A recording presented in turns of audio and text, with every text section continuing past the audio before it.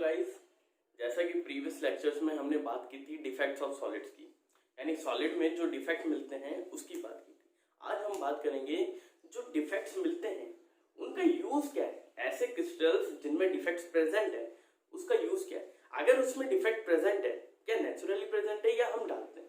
तो देखो होता क्या है, कुछ डिफेक्ट्स ऐसे होते हैं जो नेचुरली प्रेजेंट है और कुछ ऐसे होते हैं जिन्हें हम प्रोड्यूस करते हैं।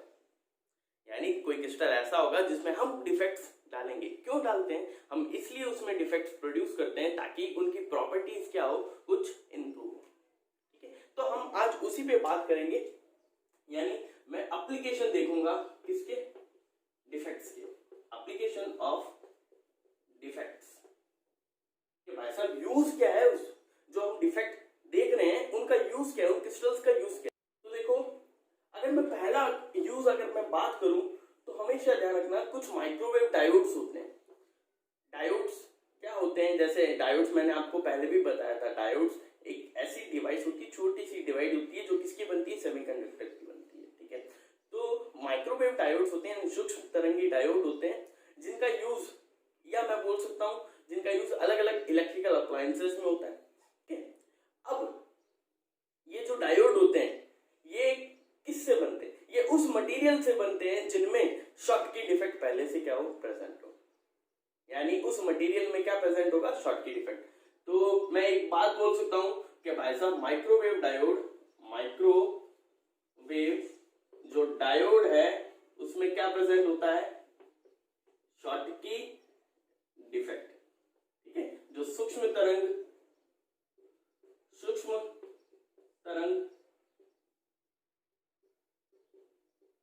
डायोड होगा उसमें क्या प्रेजेंट होगा, शॉर्ट की डिफेक्ट। दूसरा यूज ध्यान रखना, हमारे पास कुछ बैटरीज होती है जैसे सोडियम सल्फर बैटरी। कौन सी? Sodium sulphur battery. इन बैटरीज में कुछ इलेक्ट्रोलाइट डलते हैं। क्या डलते हैं? इलेक्ट्रोलाइट। यहां पर इन टाइप की बैटरीज में, सोडियम सल्फर टाइप की बैटरी में एक इलेक्ट्रोलाइट डलता है किसका, एल्यूमिनियम ऑक्साइड, और सोडियम ऑक्साइड का क्या डलता है भाई साहब, इलेक्ट्रोलाइट डलता है। ये जो इलेक्ट्रोलाइट है, ये क्या प्रोड्यूस करता है, यहां पर फ्रैंकल डिफेक्ट प्रोड्यूस करता है।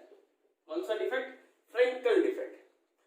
तीसरा जो आप लोगों को सबको ऑलमोस्टली पता होगा, जो अलॉयज होते हैं उनमें भी कुछ इंप्योरिटीज डाली जाती है। फॉर एग्जांपल अगर मैं बात करूं तो मेरे पास एक है ब्रॉन्ज और एक हो गया मेरा 22 कैरेट गोल्ड। आप लोगों ने शायद पहले पढ़ा होगा। जैसे ब्रॉन्ज क्या होता है, कॉपर और टिन का मिक्सचर होता है। अब इसमें कॉपर तो भाई साहब कितना होता है, 80%, लेकिन जो टिन है, यानी जो टिन है वो कितना होता है भाई साहब, 20%। यानी ये 20% क्या है, टिन, इसमें इंप्योरिटी है। इसी टाइप से जो 22 कैरेट गोल्ड होता है, 24 कैरेट गोल्ड प्लस कॉपर या सिल्वर की क्या डाली जाती है, थोड़ी बहुत इंप्योरिटी डालनी। अब ये इंप्योरिटी डालने का मतलब क्या है? इंप्योरिटी डालने का मतलब ये है कि भाई साहब इनकी जो कुछ प्रॉपर्टीज है, चाहे वो स्ट्रेंथ हो, चाहे वो इनका अपीयरेंस हो, कुछ भी हो, कुछ प्रॉपर्टीज क्या हो जाएगी, इनकी इंप्रूव हो जाएगी। इसलिए पहला देखो, जैसे हमारे पास आयरन है। क्या है? आयरन। अगर मेरे को आयरन की स्ट्रेंथ क्या करनी है भाई साहब, इंप्रूव करनी है।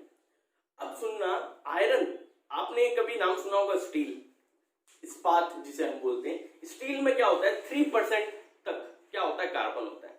जब आयरन में 3% तक मैं क्या डाल देता हूं, कार्बन डाल देता हूं, तो वो किसका फॉर्मेशन कर लेता है, स्टील का। इसी टाइप से अगर मैं आयरन में 1% तक, कब तक, 1% तक क्या डालूं, सिर्फ कार्बन डालूं, तो क्या होगा, इस आयरन की स्ट्रेंथ क्या हो जाएगी, इंप्रूव हो जाएगी। तो ये क्या डाला मैंने, एक तरह का डिफेक्ट प्रोड्यूस कर दिया आयरन में कार्बन डाल करके। ठीक है, तो यहां पर भी क्या हो रहा है, डिफेक्ट प्रोड्यूस किया हमने। एक और देख लो, जितने भी डिफेक्ट्स होते हैं, ऐसे सब्सटेंस जिनमें डिफेक्ट्स होते हैं, उनका यूज कहां का हो सकता है, और सेमीकंडक्टर्स बनाने में।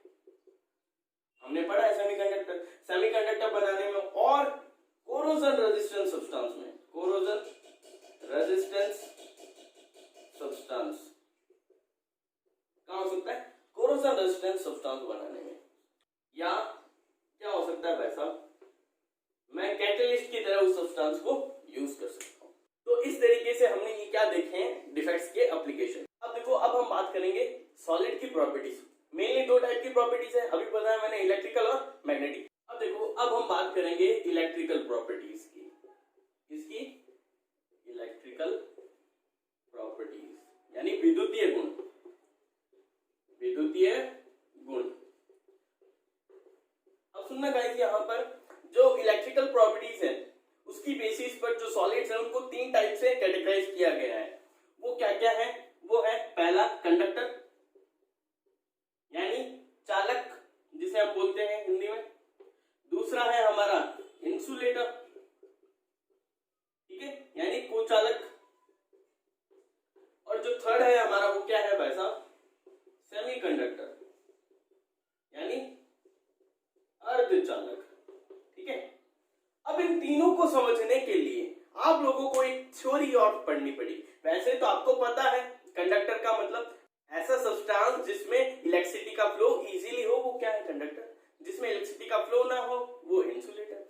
जिसमें थोड़ा दिक्कत से हो या हो वो क्या होता है? सेमीकंडक्टर। ये आप लोगों को पता है, ठीक है। लेकिन हम इसको थोड़ा और डीपली जाकर के अगर पढ़ें तो यहाँ पर आप लोगों को पढ़नी पड़ेगी बैंड थ्योरी, बैंड सिद्धांत पढ़ना पड़ेगा। अब वो बैंड थ्योरी क्या कहती है उसको समझते हैं। मैंने माना कि भाई साहब ये कोई एटम है, इसका ये न्यूक्लियस।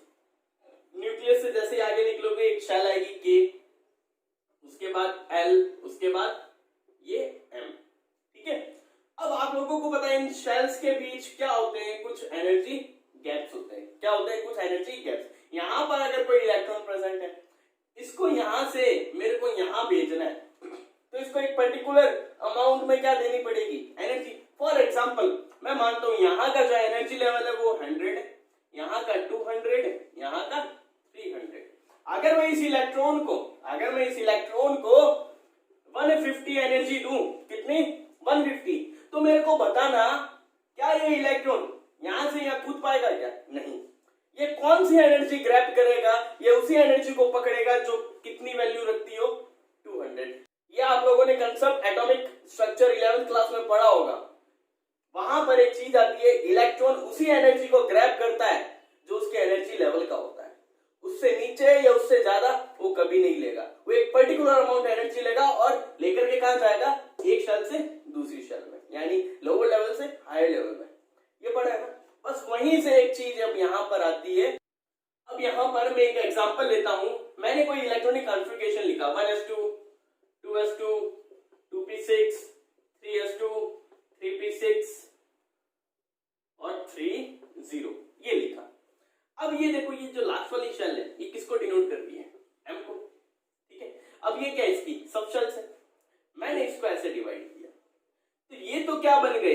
3s और 3p तो क्या बन गए? इसकी वैलेंस शेल जो फुलफिल है।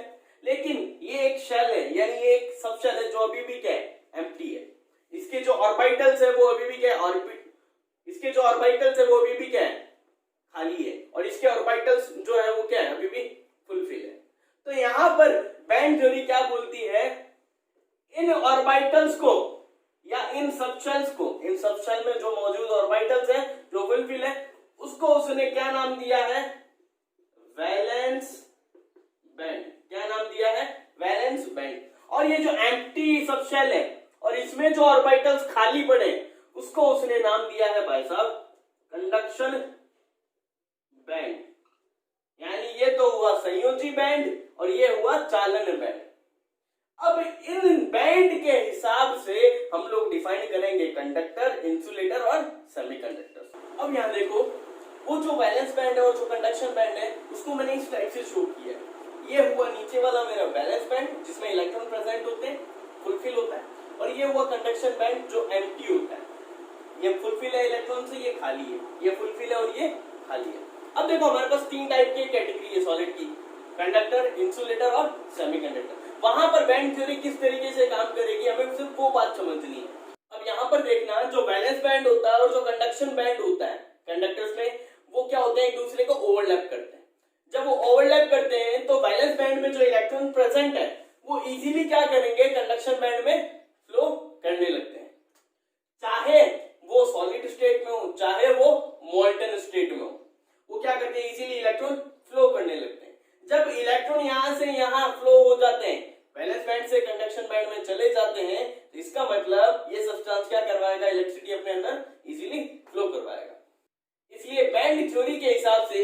क्या बोलते हैं, कंडक्टर बोलते हैं।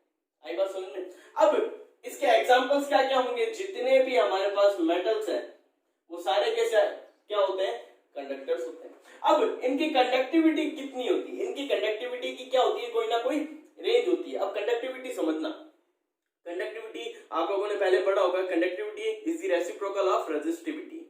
ठीक है, तो यहां पर सुनना, इनकी कंडक्टिविटी वेरी करती है, एक रेंज होती है, वो कितनी है, 10 की पावर 4 से 10 की power 7 ohm inverse metre inverse. ठीक है, ये बात ध्यान रखना। अब हम यहाँ पे बात करें इंसुलेटर्स की, तो इंसुलेटर्स में क्या होता है, जो वायलेंस बैंड है और जो कंडक्शन बैंड है उनके बीच एक लार्ज गैप होता है एनर्जी का। क्या होता है, एक लार्ज गैप होता है। अब वो लार्ज गैप ऑलमोस्ट कितना होता है, 5 इलेक्ट्रॉन वोल्ट का होता है। अब इलेक्ट्रॉन को यहां से यहां फ्लो करने में क्या आती है भाई साहब, दिक्कत आती है। क्या आती है, दिक्कत आती है, यानी इलेक्ट्रॉन यहां से यहां फ्लो नहीं कर सकता। जब इलेक्ट्रॉन वैलेंस बैंड से कंडक्शन बैंड में नहीं जा सकता, इसका मतलब ये सब्सटेंस इलेक्ट्रिसिटी अपने अंदर फ्लो नहीं करवा सकता। ऐसे सब्सटेंस को हम क्या बोलते हैं भाई साहब, इंसुलेटर बोलते हैं, यानी कुचालक या विद्युत रोधी बोलते हैं। आई बात समझ में। ये जो गैप दिख रहा है इसको हम दूसरा भी नाम देते हैं फॉरबिडन जोन, हिंदी में इसे बोलते हैं निषिद्ध क्षेत्र। अब हम बात करते हैं सेमीकंडक्टर्स में। सेमीकंडक्टर्स में क्या होगा, जो वैलेंस बैंड है और जो कंडक्शन बैंड है इनके बीच का जो एनर्जी गैप होता है बहुत ही क्या होता है, स्मॉल होता है। अब यहां पर इन सब्सटेंस को अगर मैं थोड़ी सी भी हीट देता हूं तो वो क्या करते हैं, इलेक्ट्रॉन वैलेंस बैंड से कंडक्शन बैंड में इजीली फ्लो करने लगते हैं। ऐसे सब्सटेंस को हम क्या बोलते हैं, सेमीकंडक्टर्स या अर्धचालक। अब यहां पर कंडक्टिविटीज की रेंज और एग्जांपल्स देख लो, तो भाई साहब हो गया अपना वुड, ग्लास, पेपर, ठीक है, और जो ऑलमोस्ट नॉन मेटल्स, सारे नहीं कुछ नॉन मेटल्स, ये क्या है इसके एग्जाम। इनकी कंडक्टिविटी की रेंज ध्यान रखना, वो कितनी होती है, 10 की पावर -20 से 10 की power -10 ohm inverse metre inverse, ये ध्यान रखना। अब यहां पर देखो एग्जांपल सेमीकंडक्टर्स में, एग्जांपल आपको मेनली यही ध्यान रखना है, सिलिकॉन एंड जर्मेनियम। इसकी कंडक्टिविटी की रेंज की बात करूं तो वो भाई साहब होती है 10 की पावर -6 से 10 की power 4 ohm inverse metre inverse. ठीक है, अब ये इतनी बातें ध्यान रखनी है आप लोगों को। अब हम बात करेंगे कि जो सेमीकंडक्टर्स हैं उनके बारे में। जैसे मैंने आपको पहले बताया था, सेमीकंडक्टर्स की पूरी कहानी अब हम पढ़ेंगे। सेमीकंडक्टर्स क्या होते थे याद करना, मैंने आपको पहले भी बताया था प्रीवियस लेक्चर्स में। ऐसे सब्सटेंस जो एब्सोल्यूट जीरो टेम्परेचर पर किसकी तरह बिहेव करे, इंसुलेटर की तरह, और इसके बियॉन्ड अगर हम टेम्परेचर दें इसे तो किसकी तरह बिहेव करने लगे, ये कंडक्टर की तरह। वो सब्सटेंस कौन कौन से थे सेमीकंडक्टर्स में, सिलिकॉन और जर्मेनियम, मेनली ये दो याद रखने आपको। यानी मेटलॉइड्स ऑलमोस्ट जितने भी है वो होते तो क्या है, लगभग सेमीकंडक्टर की तरह होते हैं, लेकिन उनमें से मेनली आपको सिलिकॉन और जर्मेनियम दिमाग में रखना है अभी के लिए। ठीक है, अब यहाँ पर जो सेमीकंडक्टर्स हैं वो दो टाइप से डिफाइन किए गए हैं, दो कैटेगरी में बांटे गए। एक होते हैं इंट्रिंसिक टाइप, एक होता है एक्सट्रिंसिक टाइप। यानी इसको बोलते हैं निज या नेज अर्धचालक, इसको बोलते हैं बाह्य अर्धचालक। अब इसका मतलब क्या है, इंट्रिंसिक सेमीकंडक्टर का मतलब क्या है, अगर मेरे पास प्योरली फॉर्म में सिलिकॉन या जर्मेनियम के क्रिस्टल्स हैं तो मैं क्या बोलूंगा उनको, इंट्रिंसिक सेमीकंडक्टर्स। फॉर एग्जांपल मैं लूं, ये सिलिकॉन मैंने बनाया, ये सिलिकॉन का क्रिस्टल्स है,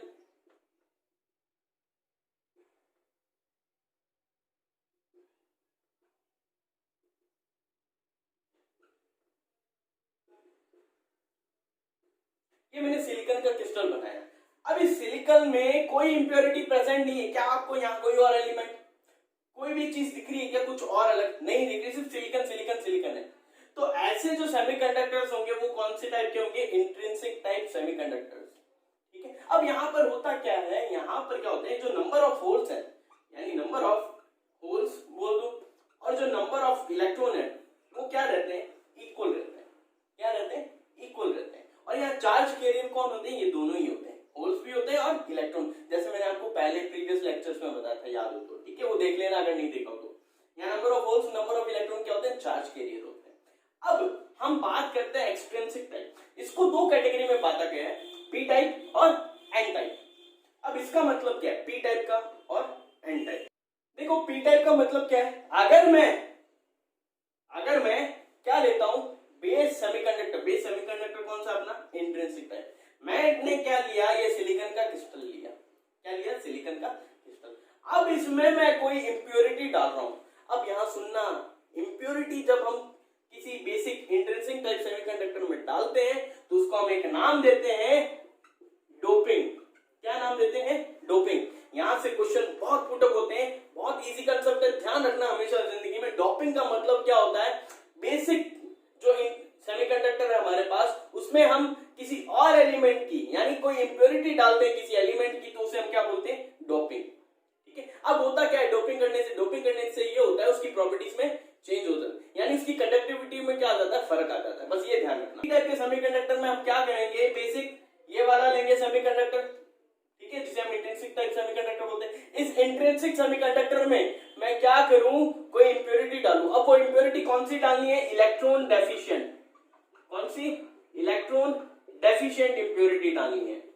एन टाइप के सेमीकंडक्टर का मतलब क्या है? इलेक्ट्रॉन रिच इंप्योरिटी अगर मैं डालूं, इलेक्ट्रॉन रिच इंप्योरिटी डालूं। अब इसको समझना, ये इलेक्ट्रॉन डेफिशिएंट और इलेक्ट्रॉन रिच इंप्योरिटी का मतलब क्या है। फॉर एग्जांपल मैंने ये बेसिक सेमीकंडक्टर लिया, यही ले रहे हैं अपने बेसिक सेमीकंडक्टर। अब इस बेसिक सेमीकंडक्टर में सुनना, यहां पर ये कौन से ग्रुप में आते हैं? Silicon, germanium, 14 group. तो ये तो मैं बोल सकता हूं ये अपने क्या है? बेसिक सेमीकंडक्टर्स है, जिसे हम इंट्रिंसिक टाइप सेमीकंडक्टर बोलते हैं, बोल सकते हैं। अब इस बेसिक टाइप के सेमीकंडक्टर में मैं कोई 13 ग्रुप की इंप्योरिटी डालता हूं। क्या डालता हूं? 13 ग्रुप की इंप्योरिटी।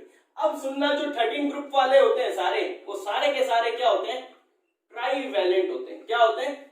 ट्राईवैलेंट। यहां से मैंने किसी एलिमेंट को उठाया, फॉर एग्जांपल एल्यूमिनियम ले रहा हूं मैं। क्या ले रहा हूं? एल्यूमिनियम। मैंने क्या किया? इस बीच वाले सिलिकॉन को उठाया और इसको यहां रख दिया। जैसे मैं यहां रखता हूं, मेरे को पता है भाई साहब एल्यूमिनियम की आउटरमोस्ट शेल में सिर्फ और सिर्फ कितने इलेक्ट्रॉन होते हैं? 3। तो यहां पर एक बॉन्ड नहीं बनेगा और ये सिर्फ 3 कोवेलेंट बॉन्डिंग करेगा, एक यहां पर क्या हो जाएगा? खाली। जैसे यहां खाली हुआ, इसका मतलब यहां पर क्या प्रेजेंट हो गया? होल। क्योंकि इलेक्ट्रॉन तो एल्यूमिनियम के पास सिर्फ 3 ही होते हैं, तो 3 सिलिकॉन से क्या करेगा? बॉन्डिंग करेगा, एक से नहीं कर पाएगा। जब एक से नहीं कर पाएगा तो मैं यहां बोल सकता हूं यहां पर क्या बन गया? एक होल। यानी ये क्या हो गया है? इलेक्ट्रॉन डेफिशिएंट हो गया है। तो ऐसे टाइप का सेमीकंडक्टर क्या होगा? पी टाइप का सेमीकंडक्टर। यहां पर जो चार्ज कैरियर्स होंगे, जो आवेश वाहक होंगे, वो कौन होंगे? होल। सिर्फ और सिर्फ होल्स होंगे। ठीक है, ये होता है पी टाइप का सेमीकंडक्टर। अब एन टाइप का समझना। एन टाइप में क्या करना है? मेरे को इलेक्ट्रॉन रिच इंप्योरिटी डालनी है। इलेक्ट्रॉन रिच इंप्योरिटी का मतलब क्या है? मैं यहां पर इस बेसिक टाइप के सेमीकंडक्टर में 15 ग्रुप एलिमेंट कोई भी डाल दूं। अब 15 ग्रुप एलिमेंट जो होता है वो भाई साहब क्या होता है? पेंटावैलेंट होता है। यानी इसके आउटरमोस्ट शेल में कितने इलेक्ट्रॉन होते हैं? 5। मैंने आर्सेनिक लिया, इसको यहां टिकाया। जैसे यहां टिकाया तो ये 4 सिलिकॉन से तो क्या कर लेगा? बॉन्डिंग कर लेगा। लेकिन अभी भी इसके आउटरमोस्ट शेल में एक इलेक्ट्रॉन और प्रेजेंट है, वो क्या हो जाएगा? इस क्रिस्टल में आकर के प्रेजेंट हो जाएगा। तो इस क्रिस्टल में इलेक्ट्रॉन एकदम से क्या हो जाएंगे? इंक्रीज हो जाएंगे और क्या करेंगे? इलेक्ट्रिसिटी कंडक्ट करवाएंगे। तो यहां पर क्या हुआ है? इलेक्ट्रॉन रिच हो गया ये क्रिस्टल, इसलिए इसको किस टाइप का सेमीकंडक्टर बोलते हैं? N type semiconductor. तो यहां पर बात क्या ध्यान रखनी है? पी टाइप के सेमीकंडक्टर का मतलब क्या होता है? जो क्वेश्चन पूछा जाता है डोपिंग से रिलेटेड। जब 14 ग्रुप एलिमेंट में 13 ग्रुप की इंप्योरिटीज डाली जाए तो कौन सा सेमीकंडक्टर बनेगा? P type. ये डोपिंग कौन सी होगी? पी टाइप की होगी। और 15 ग्रुप की जब डोपिंग की जाए तो कौन सा बनेगा? एन टाइप सेमीकंडक्टर बनेगा। तो यहां पर ये कहानी क्या होती है? कंप्लीट होती है। डोपिंग से रिलेटेड ये चीज ध्यान रखना